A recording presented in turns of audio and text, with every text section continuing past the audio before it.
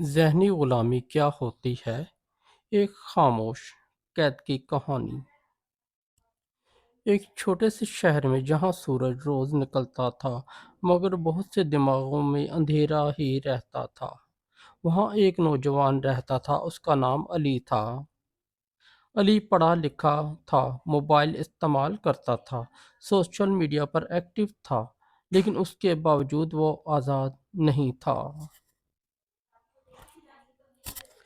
کیونکہ اس کے جسم پر زنجیر نہیں تھی، اس کے ذہن پر تھی۔ یہی ہے ذہنی غلامی۔ ذہنی غلامی کیا ہوتی ہے؟ ذہنی غلامی اس قید کا نام ہے جس میں انسان خود فیصلہ کرنا چھوڑ دیتا ہے۔ وہ وہی سوچتا ہے جو اسے سکھایا جاتا ہے، وہی مانتا ہے جو بار بار دکھایا جاتا ہے، اور وہی خواب دیکھتا ہے جو کسی اور نے اس کے لیے چنے ہوتے ہیں۔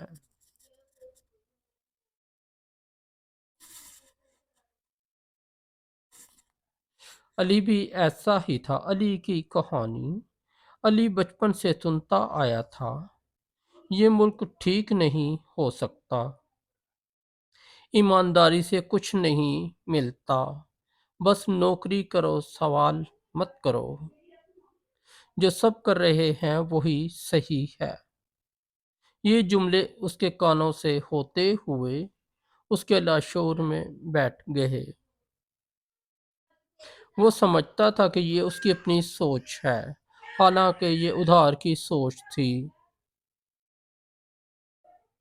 میڈیا اور ذہنی غلامی۔ علی روز سوشل میڈیا سکرول کرتا، وہ دیکھتا امیر بننے کے shortcut, fake lifestyle, غیر حقیقی کامیابیاں، دوسروں کی زندگی سے اپنا موازنہ۔ آہستہ آہستہ وہ خود کو کمتر سمجھنے لگا۔ اسے لگا میں کافی نہیں ہوں۔ یہ احساس بھی ذہنی غلامی کی ایک شکل ہے۔ ذہنی غلامی کی سب سے خطرناک علامت۔ ایک دن علی نے اپنے دوست سے کہا، بھائی یہاں کچھ بدل نہیں سکتا۔ یہ جملہ سنتے ہی اس کے استاد نے کہا، بیٹا جس دن تم نے یہ مان لیا اسی دن تم ذہنی غلام بن گئے، کیونکہ غلامی تب نہیں ہوتی جب کوئی زنجیر باندھے،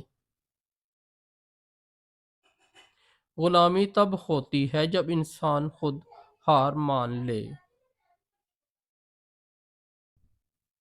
روایت، معاشرہ اور سوچ کی قید۔ علی نے غور کیا تو اسے احساس ہوا کہ لوگ بغیر سوچے رسمیں نبھاتے ہیں۔ سوال کرنے والے کو باغی کہا جاتا ہے، نیا سوچنے والا اوور سمارٹ کہلاتا ہے۔ یہ سب اجتماعی ذہنی غلامی کی نشانیاں تھیں۔ لوگ آزاد تھے مگر صرف جسمانی طور پر۔ ٹرننگ پوائنٹ، علی کا موڑ۔ ایک دن علی کو ایک کتاب ملی، اس میں لکھا تھا، اگر تم سوچنا کسی اور کے حوالے کر دو تو تم غلام ہو، چاہے تم آزاد ملک میں رہتے ہو۔ یہ جملہ علی کے دل پر لگ گیا۔ اس نے خود سے سوال پوچھنا شروع کیے، میں یہ کیوں مانتا ہوں؟ کیا یہ حقیقت ہے یا عادت؟ کیا یہ میری سوچ ہے یا مسلط کی گئی؟ یہ سوالات آزادی کی پہلی سیڑھی تھے۔ ذہنی غلامی سے آزادی کیسے ملتی ہے؟ علی نے 3 فیصلے کیے۔ اندھی تقلید چھوڑ دی، جو بات سنی اس پر تحقیق کی، سوال کرنا سیکھا۔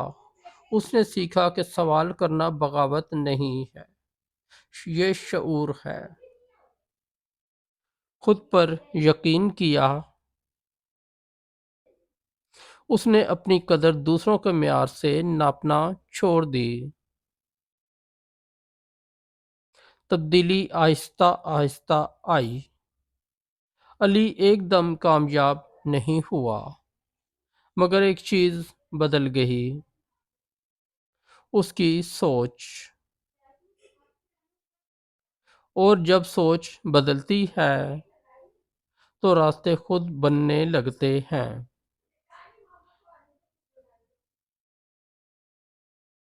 ایک آئینہ ناظرین کے لیے، یہ کہانی صرف علی کی نہیں، یہ کہانی ہم سب کی ہے۔ اگر آپ بھی خود کو کمتر سمجھتے ہیں، سچ سننے سے ڈرتے ہیں، نیا سوچنے سے گھبراتے ہیں، سب ایسا ہی کرتے ہیں پر جیتے ہیں، تو ہو سکتا ہے کہ آپ بھی ذہنی غلام ہوں۔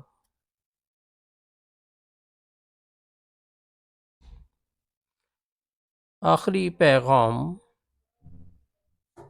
یاد رکھیں دنیا میں سب سے خطرناک جیل وہ ہے جس کا قیدی خود کو آزاد سمجھتا ہے۔ اگر آپ نے سوچنا سیکھ لیا تو کوئی طاقت آپ کو غلام نہیں بنا سکتی۔